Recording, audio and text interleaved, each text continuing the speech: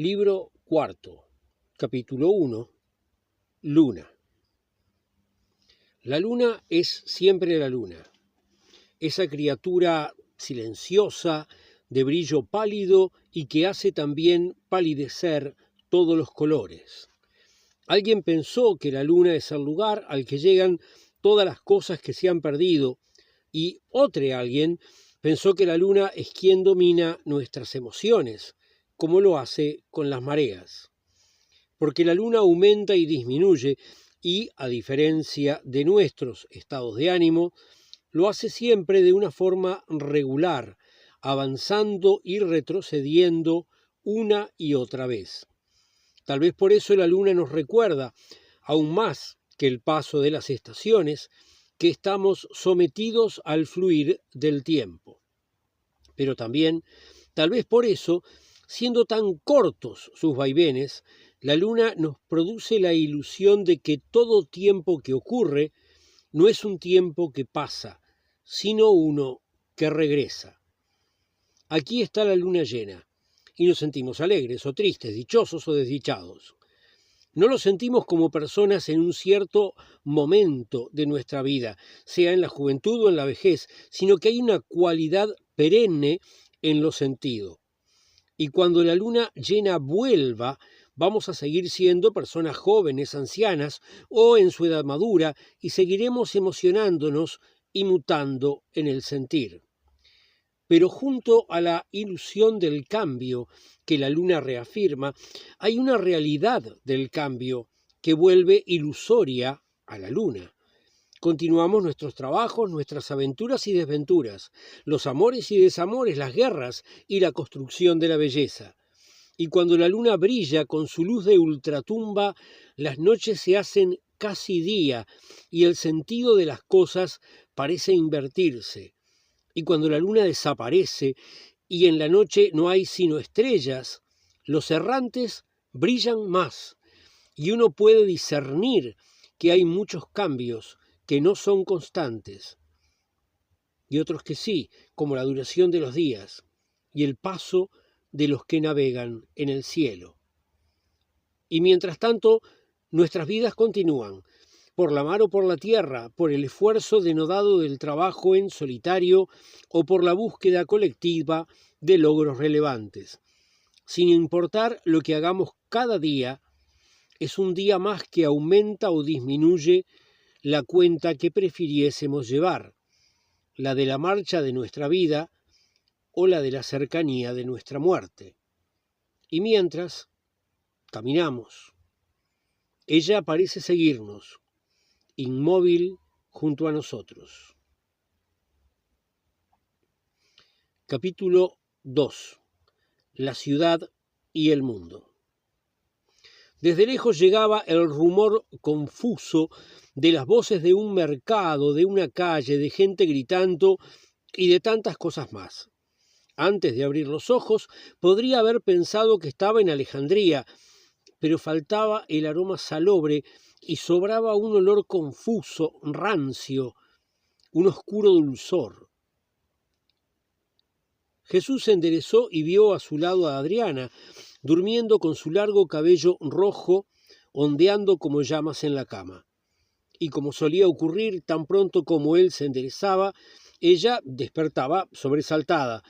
Por un instante miraba a su alrededor con real temor, hasta llegar a encontrarse con su mirada y sonreír con embriagadora seducción. Estaban en Roma. Era el segundo año que se habían encontrado ex profeso en Flavium Brigantium para luego hacer juntos buena parte del trayecto. El año anterior habían llegado hasta Tarraco, pero en este Adriana había rentado por algunas semanas una casa con pretensiones de palacio en la capital del mundo. Palmeó y dos esclavas se acercaron a su ama para acicalarla, vestirla, peinarla. Jesús caminó hasta una ventana que daba hacia un patio interior, muy parecido al que él quería para su casa en Nazaret. Se puso a hablar de esa casa y de aquel patio. Adriana lo escuchaba con el rostro de quien en parte se aburre de una conversación intrascendente, pero que a la vez siente ternura. No dejaba de sorprenderla que alguien pudiera hablar con tanta pasión de algo tan insignificante. «Te darás cuenta que estamos en Roma», dijo ella. «Te darás cuenta que estamos esperando a saber qué ocurre con el gobierno del mundo, porque tanto una puede suponer que el hijo del divino Augusto va a llegar a ser el príncipe, o una puede suponer que se levantarán rivales y la guerra civil volverá.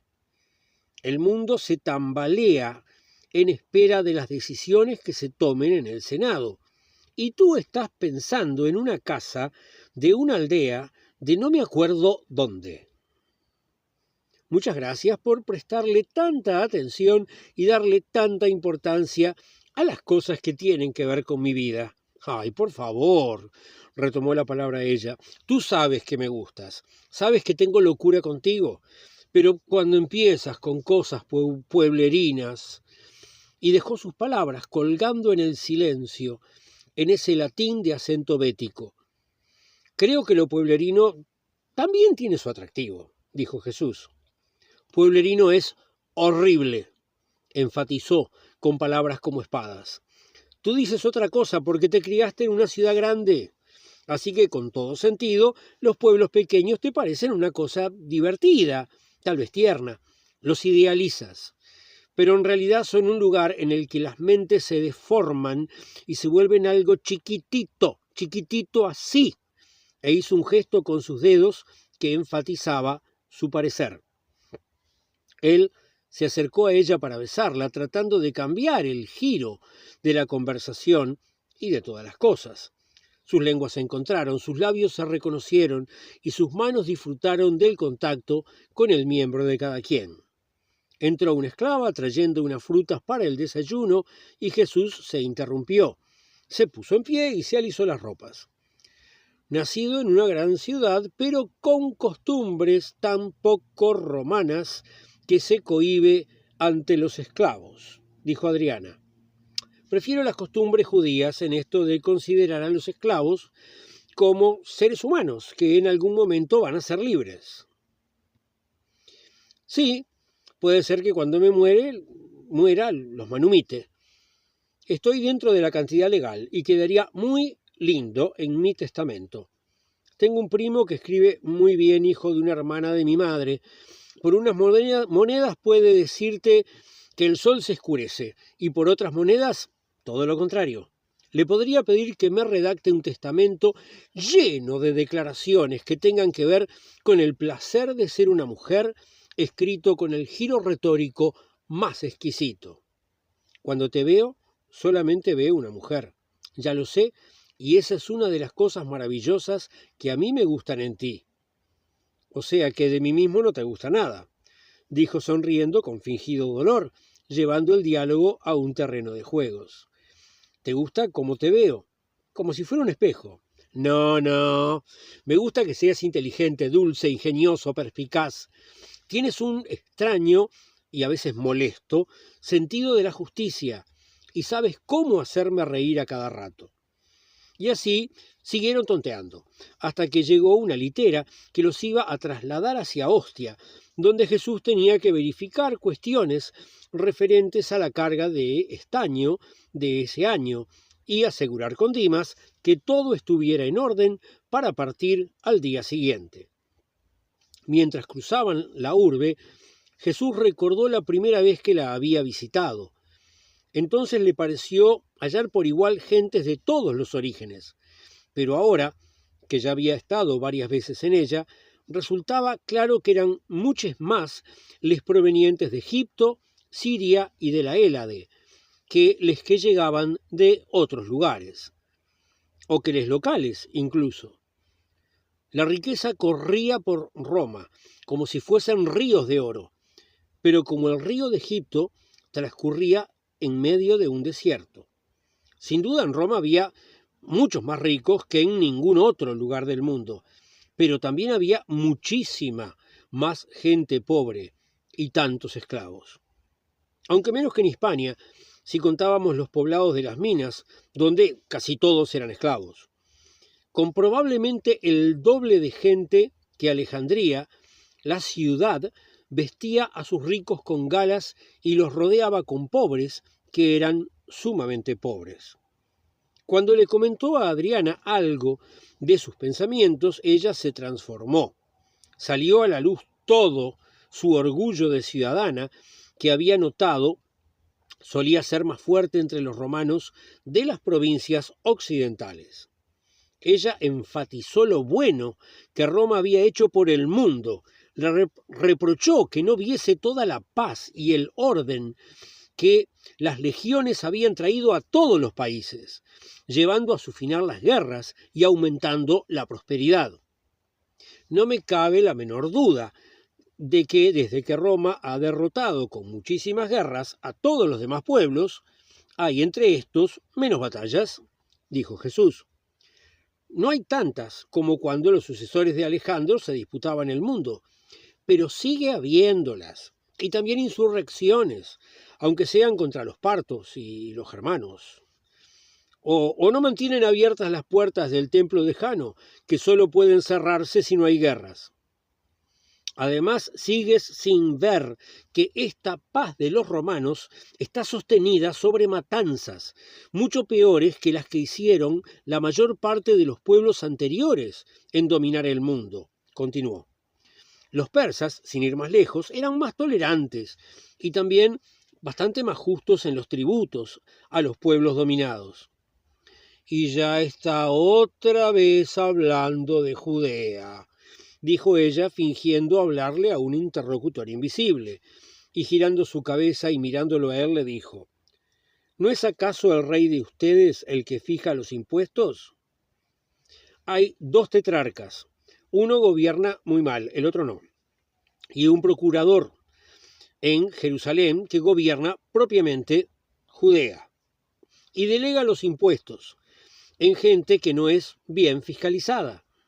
Y viendo que ella iba a no prestar atención si él seguía hablando de su país, agregó, no solamente Judea muestra la violencia excesiva de Roma, piensa en la masacre de los astures y los cántabros, o en cómo Julio César exterminó o esclavizó a la mayor parte de la población de la Galia. También en la destrucción de Cartago, solamente para después volver a construirla. Casi pensaría que vas a ponerte a conspirar en contra de nosotros. No soy idiota, dijo en un tono desapasionado. Nadie puede hoy en día conspirar en contra de Roma y esperar triunfar. Roma tiene tantos recursos que es imposible que alguien la derrote. Roma es eterna. Sonrió triunfante ella. Nada es eterno. Algún día Roma se derrotará a sí misma, dijo él. Y siguieron en silencio. Adriana iba pensando que, según lo que había averiguado, Tiberio sucedería como príncipe a su padre adoptivo, sin mayor resistencia por parte de nadie. Y entonces ella, convenientemente disfrazada de hombre, debería presentar los respetos de su familia al nuevo príncipe.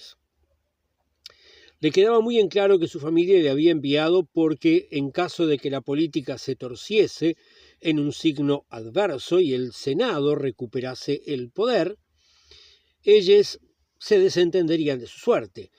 Dirían que actuó por su cuenta y los senadores ejecutarían a aquel que porfiadamente se decía y comportaba como mujer, y su familia se sentiría aliviada. El primo Séneca tal vez escribiese unas líneas maldiciendo su memoria.